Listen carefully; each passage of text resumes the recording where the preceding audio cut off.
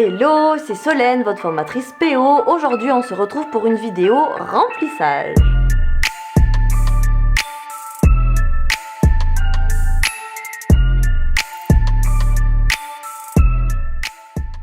Alors, vous allez voir, je vais faire un remplissage sur une pose un peu particulière qui a lâché en plus, donc comme ça on va pouvoir aborder les décollements et les fissures. Je vais travailler de ma mauvaise main, donc soyons indulgents s'il vous plaît. Mais avant, n'hésitez pas à vous abonner et à cliquer sur la petite cloche pour avoir les notifications. Bon visionnage! Allez, pour ce petit tuto remplissage, nous allons utiliser plusieurs éléments.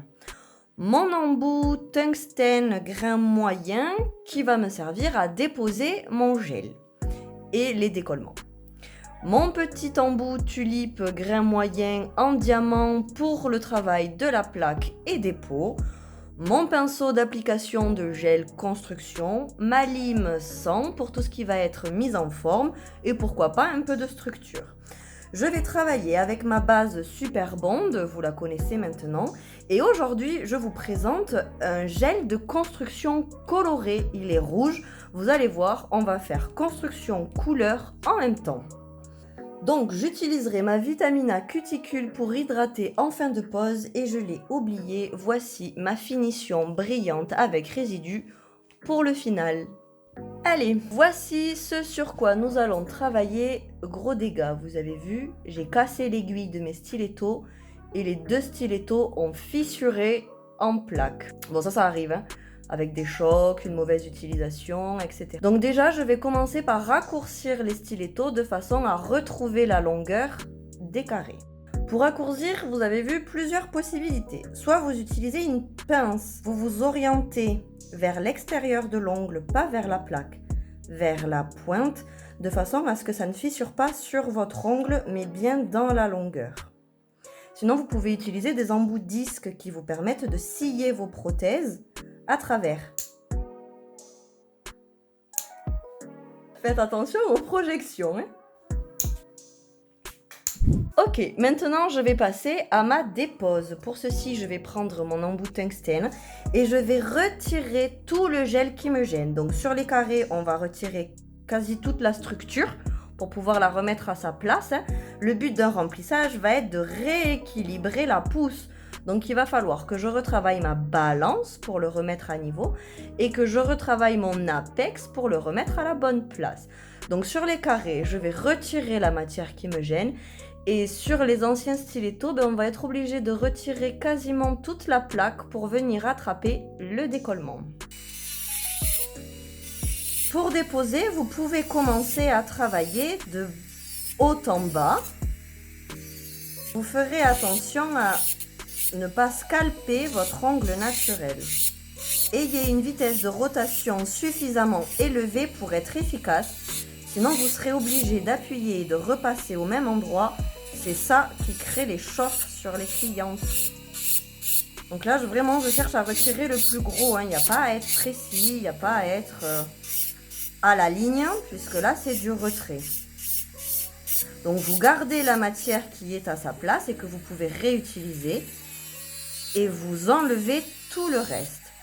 Donc là, pour aller chercher mon décollement, je ne vais pas aller chercher mon décollement, justement. Je vais travailler tout le gel qu'il y a autour, comme on pourrait démarquer une capsule, de façon à ce qu'il saute de lui-même. Si je vais le chercher avec mon embout, je vais faire des trous dans ma plaque. Vous voyez, je travaille autour. Et en diminuant l'épaisseur petit à petit, mon décollement va sauter.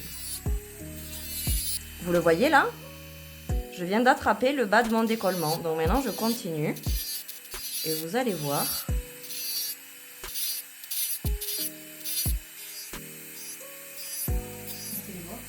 Il va sauter tout seul. Je me concentre de ma main gauche. Je suis très concentrée. Vous le voyez sauter là? Je travaille la démarcation. Et en travaillant la démarcation, regardez. Hop! Il s'enlève de lui-même. Voilà. Allez, on fait ça sur tous les ongles. Donc évidemment, si vous n'avez pas de décollement, ça va être beaucoup plus rapide, hein. Sur les carrés, vous allez voir, je vais retirer beaucoup moins de matière.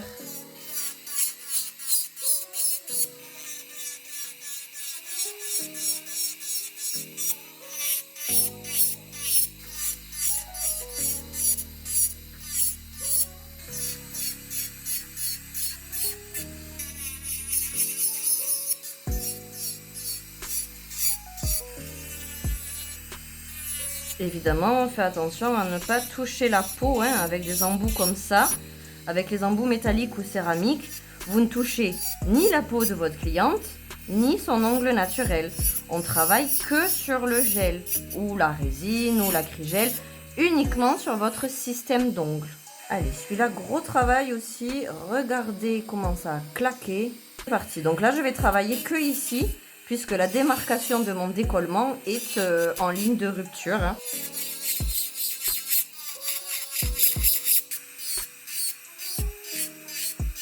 Donc évidemment, comme on avait des formes différentes, avec des longueurs différentes, je n'ai pas la même quantité de gel sur tous les doigts. Là où il y avait les stilettos, il y avait plus d'épaisseur et plus de hauteur, plus d'apex que sur les autres, puisqu'on était beaucoup plus long.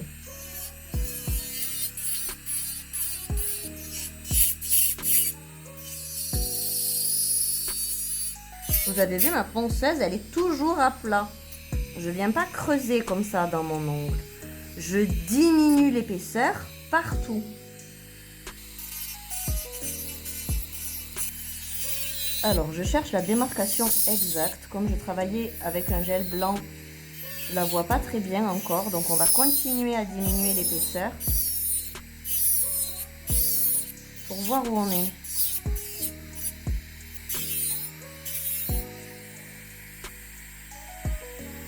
Vous la voyez? Ah, ça y est. J'ai un côté. On continue. Voilà, ça arrive. Vous voyez la démarcation lâchée? Voilà. Regardez. Sauter.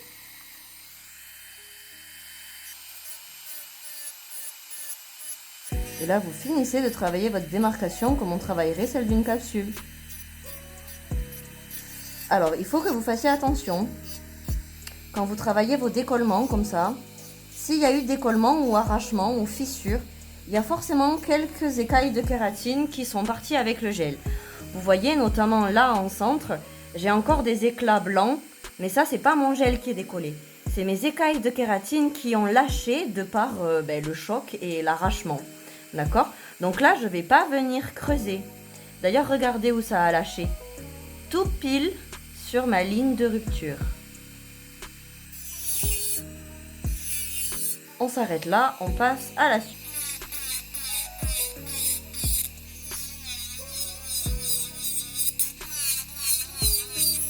Vous avez vu, ça fait quand même énormément de poussière, hein, donc autant la structure que le remplissage, surtout quand il y a des déposes comme ça. Donc soit vous travaillez avec des aspirations, soit vous travaillez avec un jeu de plis de serviettes. Dans tous les cas, le mieux sera de porter un masque pour éviter d'inhaler de trop ces petites poussières. Mais si vous pouviez travailler avec une aspiration, ce sera beaucoup mieux. Hein. Vous voyez, là, on n'a pas de décollement, rien. Du coup, c'est super rapide. Là, il y a un petit ici. Voilà. Voilà. Maintenant, je vais passer à ma mise en forme, à ma remise en forme. Allez, remise en forme. Donc là, le but va être de refaire des carrés arrondis. On va juste raccourcir un petit peu et évidemment reformer les stilettos qui, eux, ne sont pas à leur place. Donc soyez délicats à ce niveau-là parce que quand vous avez des ongles qui restent un peu complets, ça va. Mais là, comme on n'a plus rien sur la plaque, on a récupéré quasiment juste une prothèse, juste un rallongement. Ça, si vous limez trop vite, vous allez faire mal. Voire même tout arracher. Donc soit c'est faisable et vous le faites maintenant. Si vraiment vous voyez que votre cliente a un gros arrachement et une ligne de rupture très très fragile, vous mettrez en forme après la construction. Tant pis, vous construisez moche.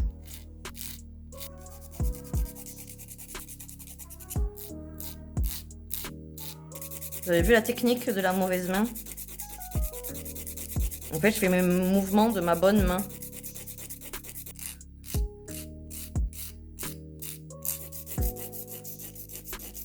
Ok, je vérifie ma balance, mon couloir, et on fera le reste après. Allez, sur cela, pas beaucoup de travail. On refait une jolie forme, nette. On rééquilibre la balance qui a poussé et donc qui est partie vers le bas. Plus ou moins léger en fonction des clients. Le couloir. On fait ça sur tous les ongles.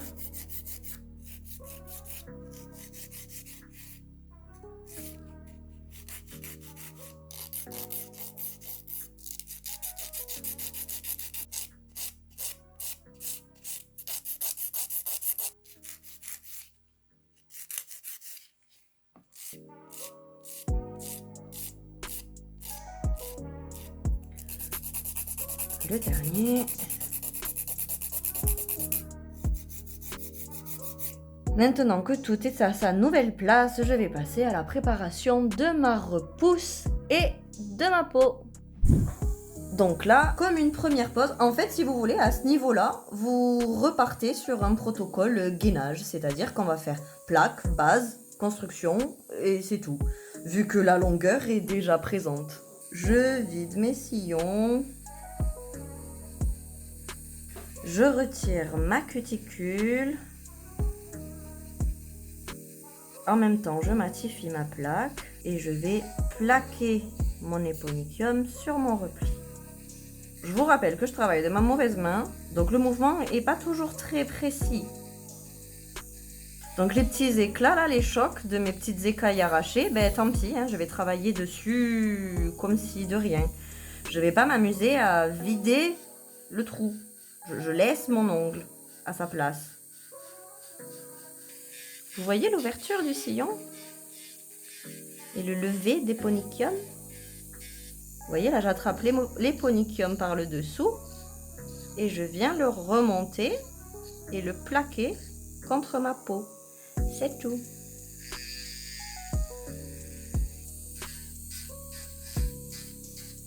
Alors là, vous voyez, j'ai une petite accroche.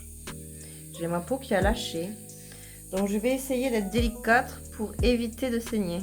On a déjà une ouverture, donc on va éviter d'y retourner dessus. Le dernier.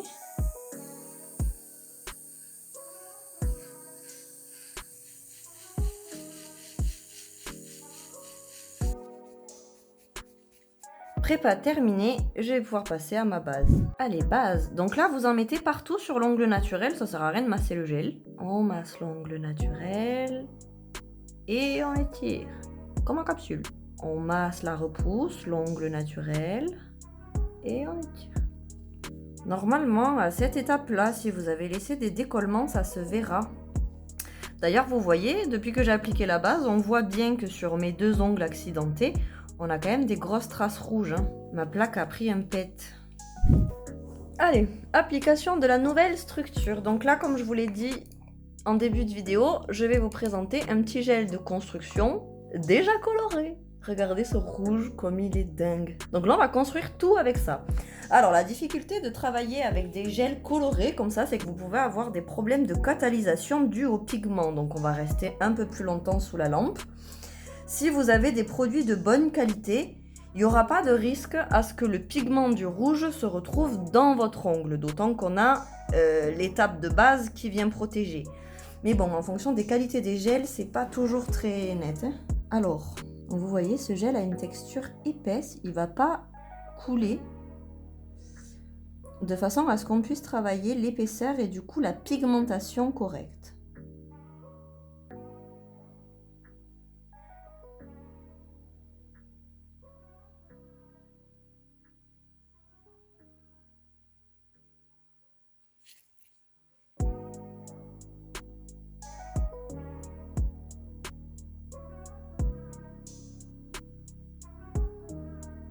Bon, évidemment, de votre bonne main, ce sera plus efficace.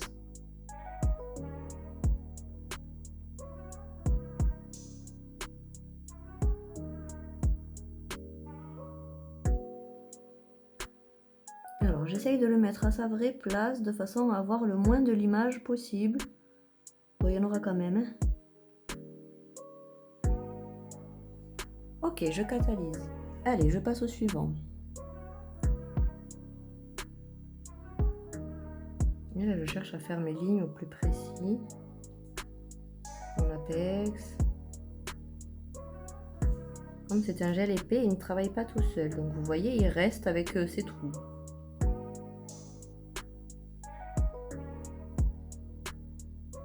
Je catalyse. Suivant.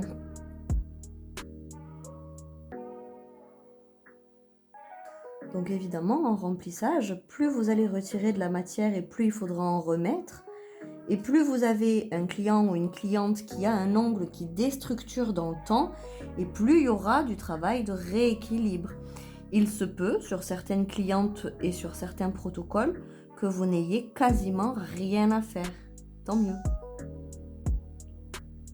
Allez, dernier ongle. Maintenant, je catalyse. Ok, mise en forme. Donc là, toujours pareil. Couloir, balance, forme, on l'a fait avant, donc il ne devrait pas y avoir trop de travail, sauf si vous utilisez un gel qui coule, qui est trop fluide en tout cas. Ici, le plus gros du travail, ça va être la structure et le lissage, puisque je travaille avec un gel qui est solide, qui a une grosse densité. J'ai plein de petits trous dedans. C'est pas lisse. Donc c'est là où il va y avoir le plus gros du travail.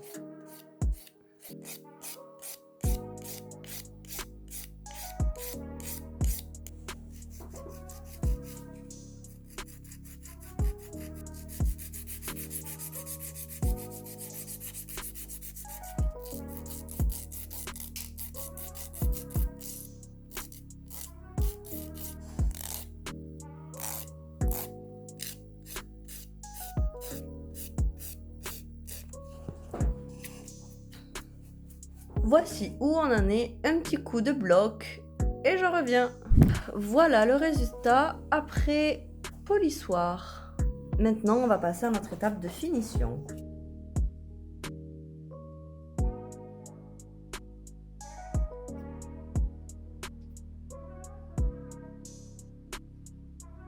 Je laisse poser ma finition quelques secondes et je catalyse. Maintenant que j'ai posé ma finition, je vais appliquer mon huile d'hydratation sur tous mes petits replis. Je masse en ramenant le tout vers le bas. Si vous avez trop d'espace qui se crée entre la peau et le début de la couleur, vous finissez votre construction au liner, comme en nail art, pour avoir du pigment partout. Remplissage terminé, vous avez vu, on a tout rééquilibré, tout remis à sa place. Et voilà! Alors ça a été, bon, vous avez vu, le plus gros du travail en remplissage, c'est s'il y a des décollements et des fissures, c'est là où il faut faire attention à l'angle naturel en dessous. Après, en soi, vous avez juste à reprendre vos lignes et à rééquilibrer votre prothèse, pas de secret. Dites-moi en commentaire si vous rencontrez des difficultés, notamment sur les décollements. Et pour la suite, on se retrouve sur les autres réseaux sociaux, TikTok et Instagram pour plus de vidéos. Bisous!